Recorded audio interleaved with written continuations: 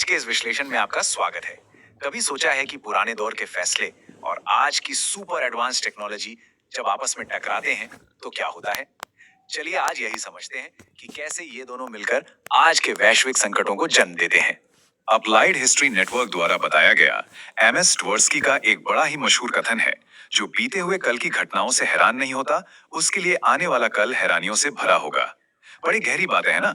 अगर हमें आज की दुनिया के संकटों को सच में समझना है तो पीछे मुड़कर इतिहास के पन्नों को टटोलना सबसे जरूरी है। तो आइए फटाफट देखते हैं कि आज हम इस चर्चा में क्या-क्या कवर करने वाले हैं। हम शुरुआत करेंगे स्टेटक्राफ्ट और अप्लाइड हिस्ट्री से, फिर समझेंगे अमेरिका और ईरान के पुराने तनाव की जड़ों को। इसके बाद आएगा न्यूक्लियर डुअल यूज डिलेमा और ग्लोबल न्यूक्लियर सेफगार्ड्स का तकनीकी पहलू। और आखिर में हम बात करेंगे आज के इस तेजी से बदलते ग्लोबल ऑर्डर की। चलिए पहले हिस्से पर आते हैं, स्टेटक्राफ्ट और applied history, looking at the titans of the past. यहाँ बेसिक आइडिया बस इतना है कि आधुनिक रणनीति बनाने के लिए पुराने नेताओं के फैसलों का अध्ययन करना बिल्कुल जरूरी है। जरा इस पर गौर कीजिए। यहाँ हमारे पास नेताओं की दो बिल्कुल अलग स्टाइल्स हैं। एक तरफ चर्चिल और डेगोल जैसे दिग्गज हैं, जिन्हें स्टेटक्राफ्ट यानी राज्य चलाने की कला का मास्टर माना जाता है। इन्होंने बड़े बड़े संकटों को अपनी बेहतरीन रणनीति से संभाला। वहीं दूसरी तरफ जापान के जनरल हिदेकी टोजो का उदाहरण है, जिनकी रिजिड और विस्तारवादी सोच ने देश को ऐसी जंग में झोंक दिया जिसके लिए वो बिल्कुल तैयार ही नहीं थे। ये बात साफ करती है कि एक अकेले नेता का रवैया पूरे देश का भविष्य कैसे तय कर सकता है। अब हम आगे बढ़ते हैं अपने दूसरे हिस्से की तरफ, roots of US Iran tensions, a decades long case study. इतिहास का बोझ आज के रिश्तों पर कितना भारी पड़ता है, इसका अमेरिका और ईरान से बेहतर उदाहरण शायद ही कोई हो। अगर हम इतिहास के इन पन्नों को पलटें तो काफी कुछ साफ होता है। 1953 में सीआईए ने प्रधानमंत्री मोसदेक को हटाया और इस एक घटना ने ईरान के लोगों में गहरा गुस्सा भर दिया। फिर आता है 1979 का मशहूर दूतावास बंधक संकट, जहां लगभग एक साल तक अमेरिकी स्टाफ को बंधक बनाया गया। उसके बाद 1983 का ईरान कॉन्ट्रा स्कैंडल और आखिरकार 2018 में न्यूक्लियर सैंक्शंस का वापस लगना। तो अहम बात यह है कि 1953 जैसी पुरानी घटनाएं आज तक इन देशों की सोच को शेप कर रही हैं। दोनों ही पक्ष इन बातों को अपनी अपनी तरह से याद रखते हैं। तो सवाल उठता है, ये सब आखिर शुरू क्यों हुआ?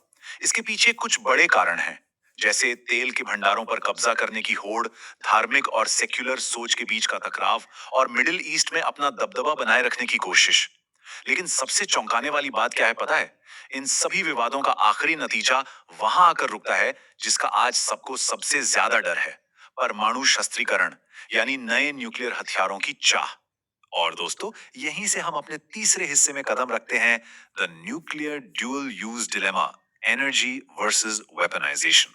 अब हम राजनीति को थोड़ा किनारे रखकर उस कठोर विज्ञान यानी साइंस पर आते हैं, जो इन सारे तनावों के बिल्कुल सेंटर में खड़ा है।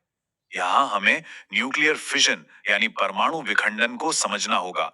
ये वो फिजिकल रिएक्शन है जिससे अपार ऊर्जा यानी एनर्जी निकलती है। अब ध्यान देने वाली बात यह है कि इसका इस्तेमाल बिल्कुल एक ही तरीके से होता है, चाहे आपको शहर के लिए शांतिपूर्ण बिजली बनानी हो या फिर परमाणु हथियार से धमाका करना हो।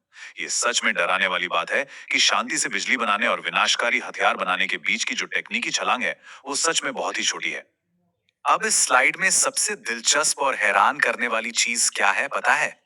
एक शहर को रोशन करने और उसे पूरी तरह तबाह करने के बीच का अंतर सिर्फ यूरेनियम की प्योरिटी में छिपा है। लो एनरिच्ड यूरेनियम यानी एलईयू में शुद्धता सिर्फ 3 से 5% तक होती है, जो आम पावर रिएक्टर्स में लगती है। लेकिन वहीं हाईली एनरिच्ड यूरेनियम यानी एचईयू की शुद्धता 85 से 90% तक पहुंच जाती है, जिसका इस्तेमाल सीधे परमाणु हथियार बनाने के लिए होता है। और द ड्यूअल यूज रियलिटी यानी इसकी सबसे कड़ी हकीकत यह है कि एलयू और एचयू दोनों बिल्कुल एक ही एनरिचमेंट फैसिलिटी के अंदर बनाए जा सकते हैं। इसका मतलब समझ रहे हैं आप? क्योंकि एक ही जटिल मशीनरी दोनों काम कर सकती है, इसलिए किसी आम बिजली बनाने वाले कार्यक्रम के पर्दे के पीछे एक खुफिया सैन्य कार्यक्रम चलाना बहुत ही आसान और उससे भी ज्यादा खतरनाक हो जाता है। एक ही छत के नीचे रोशनी भी बन सकती है और विनाश भी। आइए अब इस चर्चा को आगे बढ़ाते हैं और चौथे हिस्से पर आते हैं, global nuclear safeguards, policing the fuel cycle. आखिर इस नाजुक विज्ञान को अंतरराष्ट्रीय समुदाय मॉनिटर कैसे करता है? खासकर इंटरनेशनल एटॉमिक एनर्जी एजेंसी यानी IAEA और नॉन प्रोलिफरेशन ट्रीटी इसमें क्या रोल निभाते हैं। यहाँ हम दो अलग अलग सुरक्षा फ्रेमवर्क्स की तुलना कर रहे हैं। पहला है कॉम्प्रिहेंसिव सेफगार्ड्स अग्रीमेंट्स यानी CSA। इसमें होता यह है कि इंस्पेक्शन सिर्फ उन्हीं जगहों पर हो सकती हैं जिनकी पहले से घोषणा की गई हो। थोड़ा अजीब है ना। इसके मुकाबले में एडिशनल प्रोटोकॉल यानी AP एक बहुत ही प्रोएक्टिव तरीका है जिसमें बिला बताई हुई खुफिया जगहों का भी निरीक्षण किया जा सकता है। ये प्रोटोकॉल सच में वो आखिरी और सबसे जरूरी हथकंडा है जो खुफिया हथियार बनाने के प्रोग्राम्स पर असल लगाम लगाता है। लेकिन आखिर इस नए सख्त प्रोटोकॉल की अचानक जरूरत क्यों पड़ गई?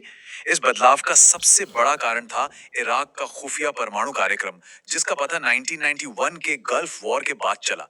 हैरानी की बात तो ये है कि पुराने CSCA नियम लागू होने के बावजूद ये पूरा कार्यक्रम इफेक्टिवली IAEA की नाक के ठीक नीचे चल रहा था। इस बहुत बड़ी विफलता ने सारी दुनिया को हिलाकर रख दिया और तब जाके 1997 में नए और ज्यादा सख्त एडिशनल प्रोटोकॉल को लाया गया। $910 मिलियन। सुनने में ये रकम काफी बड़ी लगती है ना? पर जरा सोचिए, ये दुनिया भर में परमाणु सुरक्षा तय करने वाली एजेंसी IAEA का पूरा सालाना बजट है। अब अगर मैं आपको बताऊं कि ये रकम किसी आम मध्यम आकार के शहर के पुलिस डिपार्टमेंट को चलाने के खर्च के बराबर है, तो कैसा लगेगा? एक ऐसी एजेंसी जिसका काम पूरे दुनिया को परमाणु तबाही से बचाना है, उसका बजट सिर्फ इतना सा होना सच में चौंकाने वाली बात है। और अब हम आ गए हैं अपने अंतिम भाग की ओर, the shifting global order, historical grievances meet modern weapons. चलिए अब थोड़ा मैक्रो पर्सपेक्टिव देखते हैं कि कैसे ये पुरानी शिकायतें और आज की न्यूक्लियर रियलिटी मिलकर पूरी दुनिया की शक्ति के संतुलन को पूरी तरह से बदल रही हैं। यहाँ नदिया शैडलो का एक बेहद दिलचस्प विश्लेषण सामने आता है। उनका मानना है कि ईरान के खिलाफ सैन्य हमले एक कड़वे रणनीतिक सच को दिखाते हैं। कोल्ड वॉर के बाद का जो वैश्विक मॉडल था, वो अब अमेरिकी नीतियों को निर्देशित करने वाला ऑपरेटिंग सिस्टम नहीं रहा। हम यहाँ किसी का पक्ष नहीं ले रहे हैं, बस इस तथ्य को समझाने की कोशिश कर रहे हैं कि पुरानी बहुपक्षीय व्यवस्थाएं अब इस नए और कड़े वैश्विक मुकाबले के सामने टूटने लगी हैं। और ये बात बड़े खूबसूरती से दिखाती है कि देशों का रवैया इतनी तेजी से क्यों बदला है। जरा ध्यान दीजिए, 1970s के दशक में अमेरिका बहुत ज्यादा तेल बाहर से मंगवाता था। आज फ्रैकिंग तकनीक के आने से वो खुद तेल का निर्यात कर रहा है। पहले इकोनॉमी मैन्युफैक्चरिंग पर टिकी थी, आज वो पूरी तरह सर्विस इकोनॉमी बन चुकी है। इसका असर क्या हुआ?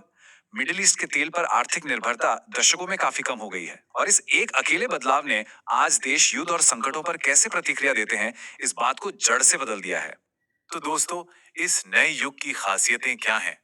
पहली बात, कोल्ड वॉर के बाद का ग्लोबलिस्ट मॉडल अब कमजोर पड़ चुका है। दुनिया वापस अपने स्टेट एंकर्ड फ्रेमवर्क्स की तरफ लौट रही है, जहां हर देश अपने हितों को आगे रख रहा है। साथ ही मिडिल पावर्स यानी मध्यम शक्तियों का प्रभाव काफी बढ़ रहा है और हमें दुनिया भर में नई जियो इकोनॉमिक उथल पुथल देखने को मिल रही है। आखिर में ये पूरी चर्चा हमारे सामने एक बहुत बड़ा और अहम सवाल छोड़ जाती है। गहरी ऐतिहासिक शिकायतें और आधुनिक परमाणु तकनीक का ये टकराव आने वाले दौर की वैश्विक राजनीति को कैसे तय करेगा?